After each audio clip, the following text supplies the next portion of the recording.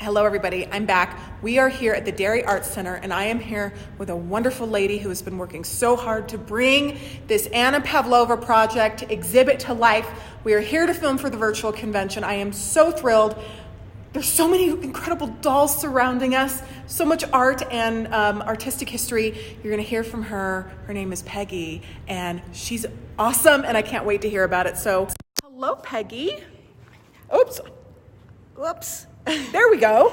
Hi, Rachel. How are Thank you? for coming up from Denver to see this. This is the Dairy Arts Center in Boulder, Colorado. This is a free exhibit open to the public 7 days a week. It is a story of Anna Pavlova, the famous ballet dancer from the Downton Abbey era, so to get you in where she lived and when she lived. But she was so much more than just a dancer. She was an entrepreneur. She was a bold, brave pioneer. She was a rule breaker, and she didn't follow society's rules. She said, I'm going to do this myself. And she had her own company. She had her own musicians and costume makers and choreographers, and they traveled all over the world. And I just thought she was somebody that people should know about today.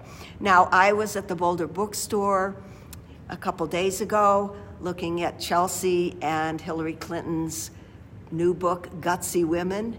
Anna Pavlova is in there, yes. She's a gutsy woman. I love it. I love it. So we're here and share the video, you guys, because we want people that are in the area or in Colorado to come to this. It is free. It is open 7 days a week. And it's wonderful. It's awesome. Okay, so my way of telling her story is what I call a visual biography. I tell teachers not to tell kids it's a history lesson but that's exactly what it is. It starts with when she was a little girl in St. Petersburg, Russia, all the way to her final performance in 1930 in London. So as you go around the room, you see all the costumes and fashions that she wore throughout her life, and through this visual medium of showing what she wore, we piece together the story of her life. Every costume has a story. Every event has an important thing. She's so cute. Oh my gosh, I love her. So let's look at some because we're giving our wonderful friends a sneak peek. So, but first of all, what kind of dolls are these for the most part? Oh, Robert Tonner, thank you so much. You have provided my muse. And I buy these dolls on eBay, undressed, and they're not too terribly expensive because there's over 100 of them in the exhibit. And they start with the little Marley doll, and then they go all the way up to Stella Far East, who's my very favorite. Oh, I love it. Okay, so isn't that just so amazing? So they're all Robert Tonner dolls. Except this is a Helen Kish. That's a Helen Kish. That's my only Helen Kish. Every costume in the exhibit has an archival photograph of Anna Pavlova wearing the same costume. These are all researched. These are all carefully made in the style and in the fashion and with the fabrics that would have been available at that time. So we have linen, cotton, silk. We don't have any polyester or lycra. And I used books, I used photographs, I used critics' descriptions of things, all these things to research these costumes so that you're not just looking at doll clothes, you're looking at a real person who lived at a real time and wore these real clothes. Here she is as a young woman, probably 15 because her hair's still down. A little girl over here. She was raised in the Russian Orthodox tradition, even though we think her father was Jewish. Her mother was a single mom. The man never married her, and we think it was one of her employers.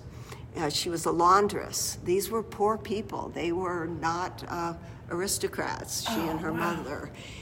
She danced with people like Nijinsky. So here they are together, and here's a photograph, a hand-tinted photograph of Nijinsky and Pavlova wearing these same costumes. A lot of these we don't know what color they were, but this one we do. Color photography did not exist yet, so we have to rely on paintings or drawings or written descriptions. She danced for 10 years for the Tsar's ballet in St. Petersburg. This was right on the eve of the Russian Revolution and World War I. Lots of turmoil, lots of disruption, lots of people getting killed in protests and things like that. It was not a happy time. And yet the ballet continued throughout it all. And she, because she had been trained at the Imperial School of Ballet, she owed the ballet company 10 years of dancing. Whoa, I've never even heard. It's kind of like an indentured servant or something. Yes, absolutely. Of ballet. And it even gets a little bit darker because these young, beautiful dancers, male and female, were completely dependent upon rich, powerful men called ballettomanes. And they would collect postcards like this. Here's my Pavlova. She's gorgeous. That were inserted into boxes of cigars and cigarettes, and they'd collect these, and they'd pick out the dancers they liked, and they'd had a special room at the theater where they could meet these girls after the performance. And it was just a really bad system for the girls. It was just very exploitative. It sounds horrible. And she broke out of that. She said, I'm not going to do that. I'm going to forge my own career on my own terms, and I'm not going to have any man telling me what to do. And she left the Imperial Ballet just before World War I. She fled to England and then to the United States, formed her own company, traveled all over the New World for 5 years. She was not able to get back to Russia or to Europe during World War I. And by the time she came back, the Russia that she knew was no longer in existence. It was the Soviet Union. Wow. And she made her home in England, which I've got some photos over here. This was a man that had bought her an apartment in St. Petersburg, but the funny story is that her mother moved in with her, so I'm imagining some of his plans did not go according to what he thought they would do, but she did contact him when she was in London, and he came to London. He was kind of a lover, kind of a boyfriend, kind of a dog walker, I think, for all her dogs, and his name was Victor D'Andre, but she was very much her own person. She had a statue made, and it was put on top of Victoria Theater, and she hated that because she was superstitious and thought it was bad luck, and she would never look at it when she went by. But it was taken down during World War II, it disappeared, and a new one has been made that you could see today at Victoria Theater across from Victoria Station. And this is a Robert Tonner doll as well? These are all They're Robert all Robert Tonner Tonner dolls. All of them. Robert, all of them. Thank you. Robert, thank you. Thank you, Robert. Beautiful, thank you. And the wigs are from Marcia at Facets. Thank you, Marcia. Thank you, Marcia. Oh, my goodness. And the ballet shoes are Robert Tonner ballet shoes. And the costumes so cool. are all made by me, but the shoes and the dolls and a lot of the tights and so forth and so on are. I know Robert's gonna love. Robert is gonna love seeing this. Okay, so we have to get off of this feed with the wonderful Peggy because we have to now film the entire thing for the virtual doll convention. But if you have not heard of Anna Pavlova, get on board because she's an incredible lady. What do you love most about her? Her courage. Yes. Yeah. And the fact that she traveled all over the world. I've never been anywhere. I've never left the United States. In fact, up until my 30s, I had never crossed the Mississippi River. I'm from Boston.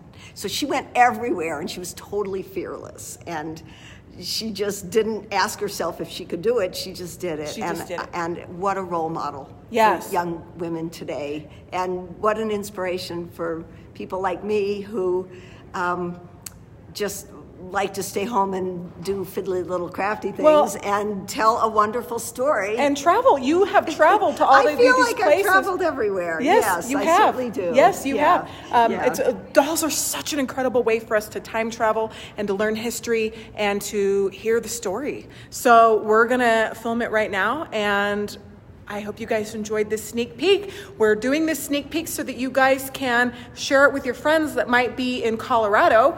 Again, it's open 7 days a week. It's free at the Dairy Arts Center out here in Boulder, Colorado. Come. It is such a treat. And we have a wonderful, wonderful private tour that's happening.